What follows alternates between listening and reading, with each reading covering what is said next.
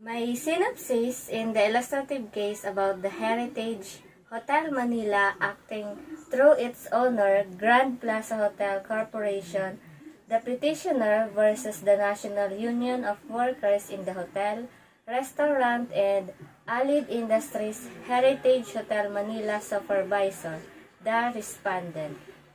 The respondent's petition for certification election was granted. Petitioner then discovered that respondent had failed to submit to the Bureau of Labor Relations its annual financial report for several years and the list of its registration papers in 1995. Consequently, it filed a petition registration for cancellation of respondent on the ground of the non-submission of the said documents. Petitioner prayed that respondent certificate of creation of local or chapter be cancelled in its name to be detected from the list of legitimate labor organizations. It further requested the suspension of the certification election proceeding. Nevertheless, the certification election pushed through and the respondent won whether or not the failure to comply with the statutory requirements sufficient ground for the cancellation of registration of the union.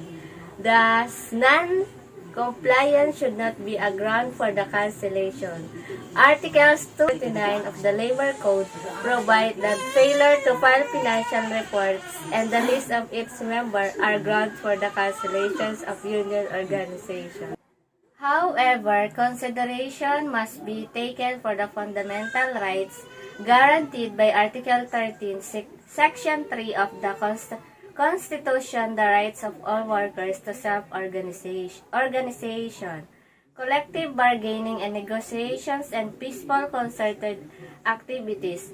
Labor authorities should bear in mind that registration confers open a union the status of legitimacy and the concomitant right and privilege granted by law to a legitimate labor organizations. Particularly, the right to participate in or ask for certification on election in a bargaining unit. Thus, the cancellation of certificate of registration is the equivalent of snuffing out the life of a labor organization. For without such registration, it loses as a rule its rights under the Labor Code. Furthermore, the right under the Labor Code provision on cancellations of union registration and on reportorial requirements have been recently amended by Republic Act RA number 9481, an act strengthening the workers' constitutional right to self-organization, amending for the purpose Residential Decree number 442 as amended, otherwise known as the Labor Code of the Philippines, which says that failure to file financial reports and list of union members shall not be a ground for cancellation of union registration, but shall subject the erring officers or members to suspension, expulsion from membership, or any appropriate penalty.